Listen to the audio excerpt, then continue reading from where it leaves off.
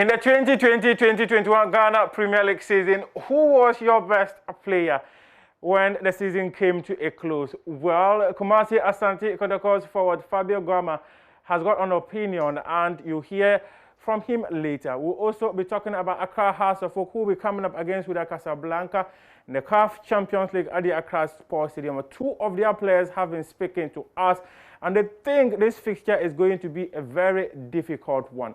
How important is photography in sport? Well, Herbert Mensah has been speaking as well. Let's start with the Minister of Youth and Sports, Mustafa Osif, who says that he is keen on investing in sporting infrastructure in the country to ensure that they are up to standard after the Club Licensing Committee of the Ghana Football Association rejected two of their prime facilities, the Bawayara Sports Stadium and the Accra Sports Stadium, ahead of the Ghana Premier League campaign.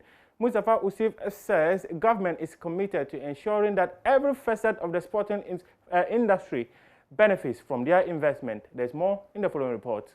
When the Club Licensing Committee of the Ghana Football Association concluded their first inspection of facilities ahead of the new Ghana Premier League campaign, stadia such as the Bawayara and Accra Sports Stadium were all rejected with the reason that they were not up to standard to host Ghana Premier League matches. Questions have surrounded the standards of Ghanaian sporting facilities. The Minister of Youth and Sports, Mustafa Usif, says government is investing heavily in sports infrastructure. As you are aware, we are working on the Legon Sports Stadium for the African Games. So government is investing hugely in sports infrastructure.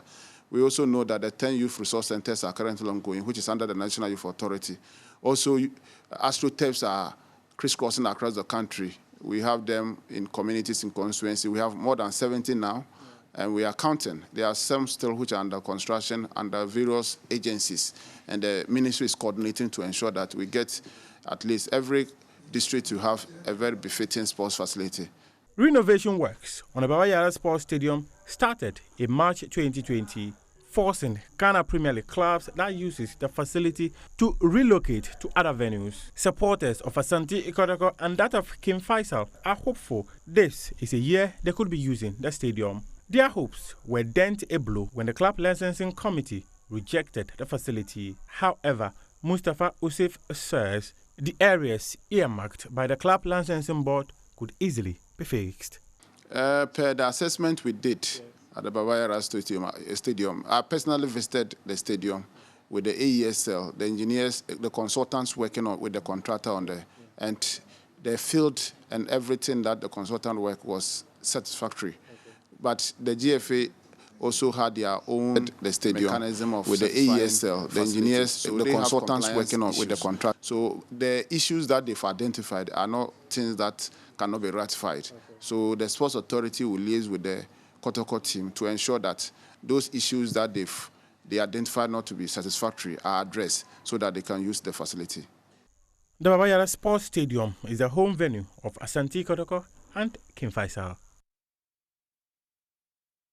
Let's still stay on stories that has to do with Kumasi Asante Kotoko, and their midfielder Fabio Gama says that in the just ended Ghana Premier League campaign, he was the best player. He was speaking to my colleague, Gary Alsmith. Yeah, I'm sure that. No, because I am saying that. Because the people are saying that. Because when you are good, the people start say good things. When you are not good, the same thing happens. So I'm saying, not because it's my words, but because all the Ghana is saying that. So we can't lie. But you, yourself, do you think you are one of the top players in the Ghana Premier League right now? Yeah, I'm sure that. Maybe top 2, top 3, top 5, top 10? Top 1. Excellent. But, you know, I'm a member of the Ghana Football Awards they did. You saw the posters, right? For the awards they did. And we nominated you as one of the top 8 players for the season. Mm-hmm. It was so competitive. Actually, let me tell you a story. We actually wanted to nominate only top 3. But when we did the list, we decided to do top 5. And then we did, no, it's not good enough. So we decided to do all the top 8. My point is that this season we had a lot of very, very good players of course. in the Ghana Premier League. Yeah. Away from you, you think you are the top one or whatever. Which other players do you genuinely think, look, these guys, whether they are in Kotoko or elsewhere? When I say that, I say because we have many good players, so in Ghana. In my mind, I will be always in the top. So we have a good player. We have Bokier from Wafa.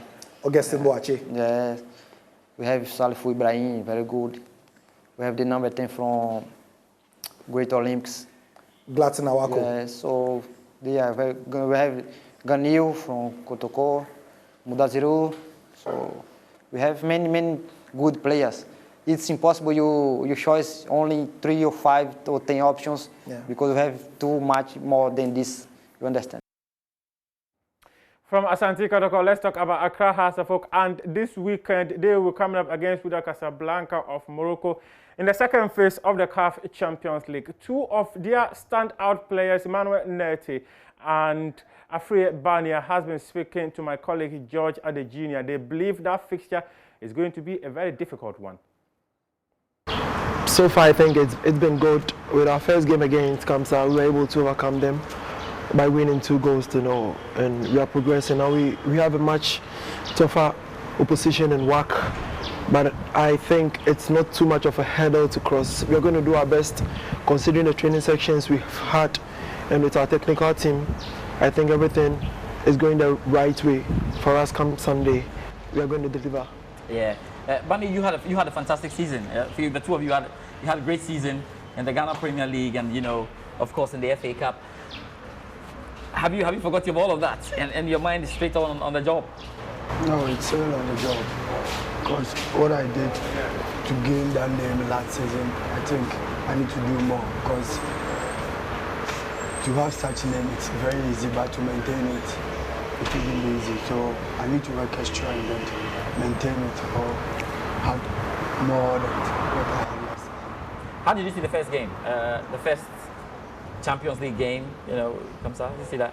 Well, it was tough, but not too tough.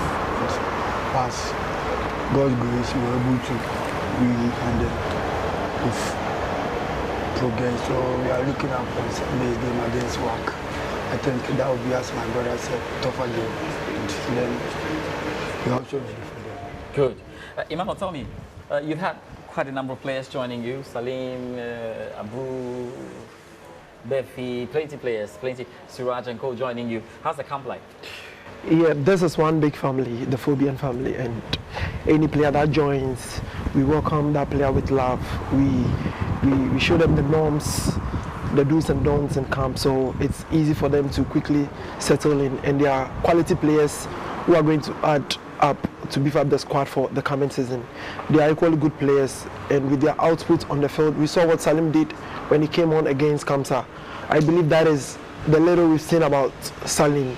He's a top quality player. We have the likes of Ushua, others joining us, and I believe they are a great addition to the squad. So with this current crop of players, I think once we keep our cool and our calm and we listen to our technical team, we have places to go.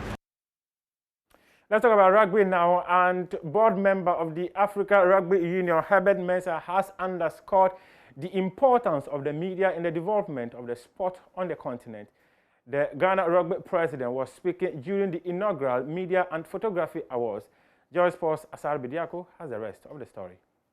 Herbert Mensah, head of communication and finance of Rugby Africa, has lauded the continent's governing body for rewarding winners in the 2021 Media and Photography Awards. The competition was open to journalists and photographers who have remarkably captured the love for the game on and off the field. John Batanude of Uganda and Kenya's Dave Moara were adjudged winners. They both took home a $1,500 prize money. Ghana Rugby President Herbert Mensah was part of the jury panel chaired by World Rugby Chairman Sir Bill Beaumont. Rugby Africa is not only bringing fresh thinking, but we're also building a better working world with smart technology and promoting rugby across the African continent. Through this, we are leading digital innovation in a much needed area, sports. It is worthy to note that Rugby Africa has thus far impacted thousands of lives. And these people are in some ways part of the game, with many more to come. I take this opportunity to congratulate Rugby Africa's inaugural media and photography winners.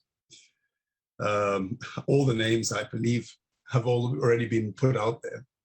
Your outstanding work in the field of sports reporting is exemplary, and I hope you will continue to set ablaze the trail in Africa and beyond.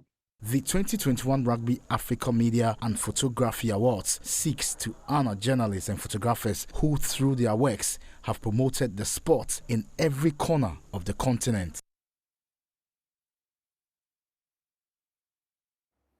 It's been a pleasure coming your way with AM Sports. I am Muftau Nabila Abdullah. That is all for sports. But you can head on to myjoyonline.com and read some more sports stories. As you can see, Akonos dismissal, GFA rise to sports ministry on former Black Stars coach, $50,000 compensation package. And you heard that story here on the AM yesterday. And next week, Monday, we'll be sharing with you an interesting story. You probably might have seen billboards in town talking about Qatar 2022, put up by Melcom. If you check, you also notice that they've started pulling down those billboards. We'll share that story with you on Monday. Thanks very much for your company.